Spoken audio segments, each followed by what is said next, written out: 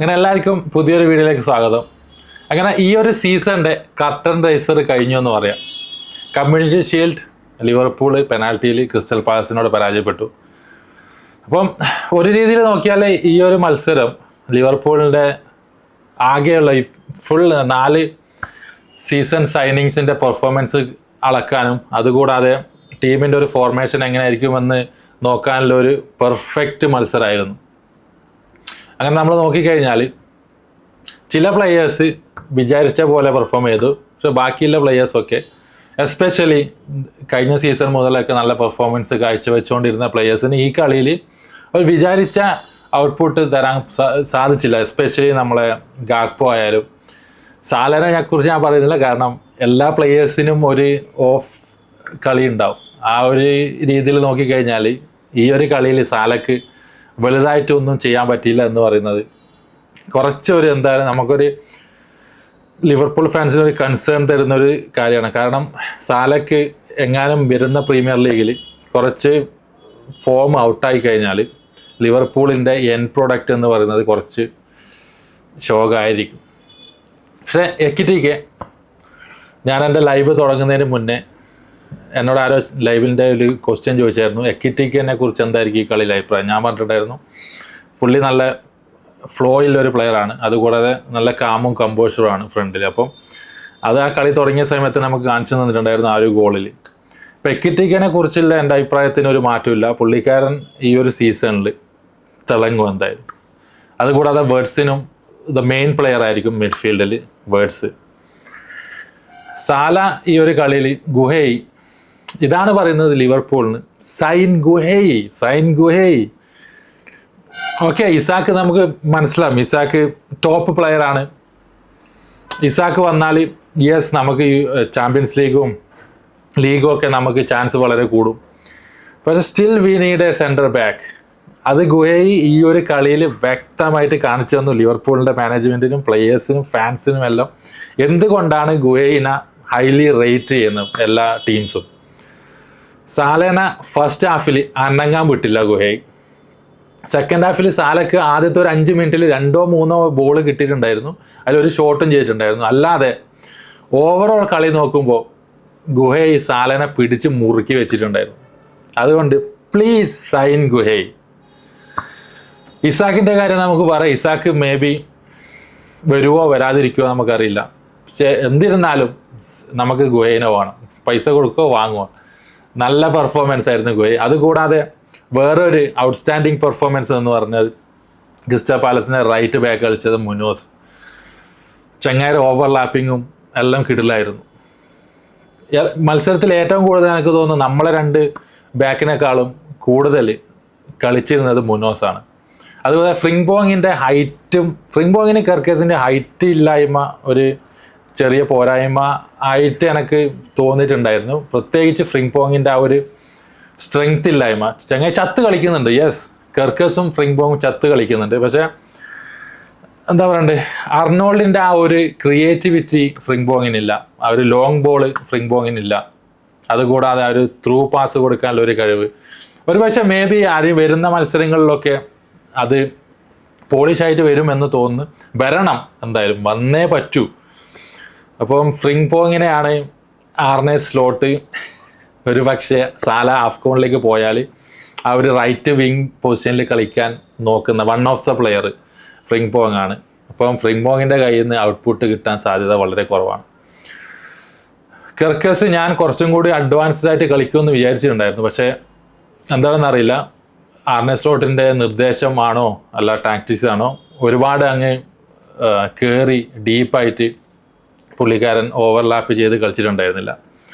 So okay, നമുക്ക് മനസ്സിലാവും ഇത് ടീമിൻ്റെ 4 പുതിയ സൈനിങ് ഒരുമിച്ച് ഫസ്റ്റ് 11 വരുന്നു. അതുകൂടാതെ പ്രീ സീസൺ മത്സരം അല്ലാതെ ഒരു നല്ലൊരു കളി, മേജറായിട്ടുള്ളൊരു കളിയിൽ എല്ലാവരും ഒരുമിച്ച് കളിക്കുന്നു. അതിൻ്റേതായ ചില ഒരു സിങ്ക് ആവുന്നതിൻ്റെ ഒരു പ്രശ്നമൊക്കെ ഉണ്ടാവും, അത് നമുക്ക് മനസ്സിലാവും. ഗാക്പോ ഫസ്റ്റ് ഹാഫിൽ കുറച്ച് ശോകമായിരുന്നു, സെക്കൻഡ് ഹാഫിൽ വളരെ ശോകമായിരുന്നു.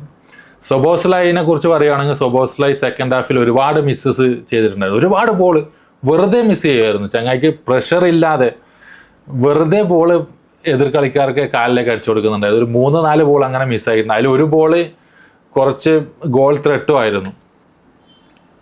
വേർഡ്സ് മോശമില്ലാത്ത കളിയായിരുന്നു. Words and എക്കിറ്റേക്ക് first Hafil combination നല്ലതായിരുന്നു. പ്രത്യേകിച്ച് ആ ഫസ്റ്റ് ഗോൾ അടിച്ച കോമ്പിനേഷൻ, അത് കഴിഞ്ഞിട്ടുള്ള കുറച്ച് പ്ലേയിലൊക്കെ അവരെ കോമ്പിനേഷൻ നല്ലതായിരുന്നു. പിന്നെ നമ്മളെ ബാക്കിൽ വലുതായിട്ട് എന്താ പറയണ്ടത്, കൊണാട്ടെ ശോകമായിരുന്നു എന്ന് ചോദിച്ചാൽ അങ്ങനെ വലിയ ശോകമായിട്ട് തോന്നിയില്ല. പക്ഷെ സ്റ്റിൽ ഒരുപക്ഷെ എനിക്ക് തോന്നുന്നു ഈ ഒരു മത്സരത്തിൻ്റെ ആകെ തുക എടുത്തു കഴിഞ്ഞാൽ ഗുഹൈ ലിവർപൂളിലേക്ക് വന്നു കഴിഞ്ഞാൽ മേ ബി കൊണാറ്റയ്ക്ക് മുകളിൽ സ്റ്റാർട്ട് ചെയ്യാൻ സാധ്യത വളരെ കൂടുതലാണ്. അതാണ് ഈ ഒരു മത്സരത്തിൽ ഗുഹൈ കാണിച്ചു തന്നത് എല്ലാവർക്കും. അതുപോലെ ക്രിസ്റ്റൽ പാലസിൻ്റെ ഫ്രണ്ട് കളിച്ച എല്ലാവർക്കും നല്ല ഹൈറ്റും സ്പീഡും ഉണ്ടായതുകൊണ്ട് അത് കുറച്ച് പ്രശ്നമായിരുന്നു ലിവർപൂളിന്. പ്രത്യേകിച്ച് ആ ഒരു പെനാൽറ്റി കിട്ടിയത് തന്നെ ഇസ്മായിൽ സാറിൻ്റെ ഫൂട്ട് വർക്ക് കുറച്ച് സ്പീഡ് ആയതുകൊണ്ടാണ്. ഒരു ആകെ തുക നമ്മൾ ഈ ഒരു കളിയിലെ ആകെ തുക എടുത്തു കഴിഞ്ഞാൽ മൊത്തത്തിൽ പറഞ്ഞാൽ ലിവർപൂളിൻ്റെ ആ ഒരു പ്രീമിയർ ലീഗ് ചാമ്പ്യന്മാരുടെ ഒരു ലെവലായിരുന്നില്ല കളി. അതുകൂടാതെ നമ്മൾ ഇത്രയും പൈസ കൊടുത്ത് വാങ്ങിയ പ്ലെയേഴ്സിൻ്റെ ഇതിൽ നിന്നും നമ്മൾ പ്രതീക്ഷിച്ച ആ ഒരു ഔട്ട്പുട്ട് വന്നില്ല. പക്ഷേ ഇറ്റ്സ് ഓക്കെ. ഞാൻ പറഞ്ഞ ഇതാണ്, 2-3 പ്രീ സീസൺ മത്സരം മാത്രമേ എല്ലാവരും കൂടി ഒരുമിച്ച് കളിച്ചിട്ടുള്ളൂ. അപ്പം വരുന്ന ഒരു പ്രീമിയർ ലീഗിലേക്ക് വരുമ്പോൾ ഒരാഴ്ച കൂടി ഉണ്ട്. ഇപ്പം സ്ലോട്ടിനൊക്കെ കാര്യങ്ങളൊക്കെ മനസ്സിലായിട്ടുണ്ടാവും. എന്താണ് ഒരു ഇൻറ്റൻസ് മാച്ചിലേക്ക് പോകുമ്പോൾ നമ്മളെ പുതിയ പ്ലെയേഴ്സ് എങ്ങനെയാണ് ടീമിനൊപ്പം സിങ്ക് ചെയ്യുന്നുള്ളത് സ്ലോട്ടിന് ഏറെക്കുറെ കാര്യങ്ങളൊക്കെ മനസ്സിലായിട്ടുണ്ടാവും. അപ്പോൾ പുള്ളിക്കാരൻ അതൊക്കെ വർക്കൗട്ട് ചെയ്തിട്ട് ബോൺമൗത്തിനോടുള്ള ഫസ്റ്റ് മത്സരത്തിൽ ഏകദേശം എനിക്കൊന്ന് ഗ്രാവൻബർഗിൻ്റെ ഒരു അഭാവം കണ്ടിട്ടുണ്ടായിരുന്നു. പ്രത്യേകിച്ച് ബോൾ ക്യാരിങ് ഉണ്ടായില്ല. ജോൺസാണ് DM കളിച്ചത്. അതുകൊണ്ട് ജോൺസിൻ്റെ ഭാഗത്തുനിന്ന് ഒരു നല്ല ബോൾ ക്യാരിങ് ഉണ്ടായിരുന്നില്ല. അപ്പം ഗ്രാവൻബർഗ് ഉണ്ടായിട്ടുണ്ടെങ്കിൽ ഒരു കുറച്ചും കൂടി നല്ല പെർഫോമൻസ് നടത്തിയിട്ടായിരുന്നു എന്ന് തോന്നുന്നു. അപ്പം നമ്മൾ അടുത്ത മത്സരത്തിൽ ഗ്രാവൻബർഗൊക്കെ വരുന്നതാണ്. പെനാൽറ്റി ആയ സമയത്ത് ഞാൻ ഉറപ്പിച്ചിട്ടുണ്ടായിരുന്നു എന്തായാലും ലിവർപൂൾ തോക്കുന്നു. കാരണം ആലിസൺ അങ്ങനെ വലിയ പെനാൽറ്റി ഇതുവരെ സേവ് ചെയ്തില്ല. പക്ഷെ എന്താ പറയേണ്ടത്, ഒരു മാജിക്കൽ മിറാക്കിൾ എന്നൊക്കെ പറയാം. ആലിസൺ ഒരു സേവ് ചെയ്തു. ബട്ട് സ്റ്റിൽ ലിവർപൂളിൻ്റെ പെനാൽറ്റി ഷോട്ടൊക്കെ ഷോക്കായിരുന്നു. കഴിഞ്ഞ ചാമ്പ്യൻസ് ലീഗിൽ നമ്മളെ PSG കാണിച്ച അതേപോലെ ആയിരുന്നു. അടിക്കൊരു പവറും ഇല്ല. പ്ലേസ്മെൻ്റ് ആണെങ്കിൽ ഒന്നെങ്കിൽ ഏതെങ്കിലും ഒരു മൂലയിലേക്ക് ഗ്രൗണ്ടായിട്ട് പ്ലേസ് ചെയ്യുക, അല്ലെങ്കിൽ എയറിലടിക്കുന്നുണ്ടെങ്കിൽ നല്ല ശക്തിയായിട്ട് അടിക്കുക. അത് രണ്ടുമില്ല. മക്കാലിസ്റ്ററിൻ്റെ ആ സേവ് ചെയ്തൊക്കെ എന്തായിരുന്നു, കാലൊക്കെ പൊന്താത്ത ഒരു ഷോട്ട് പോലെയാണ് തോന്നിയത്. അപ്പം ഇതൊരു മാൻഡ്രേക്ക് കപ്പായിട്ടാണ് എല്ലാവരും കാണുന്നത്. ആസ് യൂഷ്വൽ ഇത് വിജയിച്ച് കഴിഞ്ഞാൽ പ്രീമിയർ ലീഗ് ഷോക്കായിരിക്കും എന്നുള്ളൊരു പഴമൊഴിയുണ്ട്. അപ്പം അത് ശരിയാണെങ്കിൽ ഒരു പക്ഷേ ഇത് വിജയിക്കാത്തത് ലിവർപൂളിന് നല്ലതായിരിക്കും. നമുക്ക് നോക്കാം പ്രീമിയർ ലീഗ് എങ്ങനെയായിരിക്കും പോകുന്നതെന്ന്. പക്ഷേ ഈ ഒരു കളിയിൽ നിന്ന് ലിവർപൂളിൻ്റെ ഫാൻസിനായാലും എല്ലാവർക്കും മനസ്സിലായ ഒരു കാര്യം, ലിവർപൂളിന് ഒരു യൂട്ടിലിറ്റി ഫോർവേഡ് അല്ലെങ്കിൽ ലെഫ്റ്റ് വിങ്ങിലും റൈറ്റ് വിങ്ങിലും കളിക്കാൻ പറ്റിയ ഒരു പ്ലെയർ, അതുകൂടാതെ ഒരു സെൻറ്റർ ബാക്ക് മസ്റ്റായിട്ടും സൈൻ ചെയ്യണം. ഇസാക്ക് വരുമോ ഇല്ലയോ എന്നുള്ളത് നമുക്ക് കുറച്ച് ദിവസത്തിനുള്ളിൽ മനസ്സിലാവും. അഥവാ ഇസാക്ക് വന്നാൽ yes, Liverpool will be better, so much better. Okay. അഥവാ ഇസാക്ക് വന്നില്ലെങ്കിൽ ഏതെങ്കിലും ഒരു യൂട്ടിലിറ്റി പ്ലെയറിനെ സൈൻ ചെയ്യണം. അതുകൂടാതെ ഒരു സെൻറ്റർ ബാക്കിനും കൂടി സൈൻ ചെയ്യണം എന്തായാലും. അതാണ് എൻ്റെ ഒരു തോട്ട് ഈ ഒരു മത്സരത്തിൽ. സങ്കടമുണ്ടോയെന്ന് വെച്ചാൽ സങ്കടമൊന്നുമില്ല. പക്ഷേ ഒരു മത്സരം തോറ്റു, ഒരു മേജർ ഒരു കപ്പ് ഗെയിംസ് എന്നും പറയാം. പക്ഷേ ഇത് കമ്മ്യൂണിറ്റി ഷീൽഡാണ്. പക്ഷേ വലിയ എന്താ പറയണ്ടത്, എടുത്ത് തലയിൽ കൊണ്ടുവച്ച് നടക്കേണ്ട ഒരു ട്രോഫി ഒന്നല്ല. പക്ഷേ സ്റ്റിൽ മത്സരം തോക്കുക എന്ന് പറഞ്ഞത് മോശപ്പെട്ട കാര്യമാണ്. ക്രിസ്റ്റൽ പാലസിന് കുറേ വർഷങ്ങൾക്ക് ശേഷം അവർ FA കപ്പ് അടിക്കുന്നു. അപ്പോൾ അവർക്ക് ഈ ഒരു കപ്പും കൂടി ഡീൻ ഹെൻഡേഴ്സൺ നേടിക്കൊടുത്തു, അവരെ ഹീറോ ഡീൻ ഹെൻഡേഴ്സൺ നേടിക്കൊടുത്തു. അപ്പോൾ അവർക്ക് ആഘോഷിക്കാം. അതുപോലെ ലിവർപൂളിന് ഒരുപാട് കാര്യങ്ങൾ ചിന്തിക്കാനും ഫോർമേഷനിൽ മാറ്റം വരുത്താനും. എനിക്ക് മനസ്സിലാകാത്ത വേറൊരു കാര്യം, എന്തുകൊണ്ടാണ് എക്കിറ്റിക്കനെ വലിച്ചത് എനിക്ക് മനസ്സിലായില്ല. ഗാക്പോ കുറച്ച് ഷോക്കായിരുന്നു, പക്ഷെ ഗാക്പോനെ വലിക്കാതെ എക്കിറ്റിക്കനെ വലിച്ച കാര്യം എനിക്ക് മനസ്സിലായില്ല.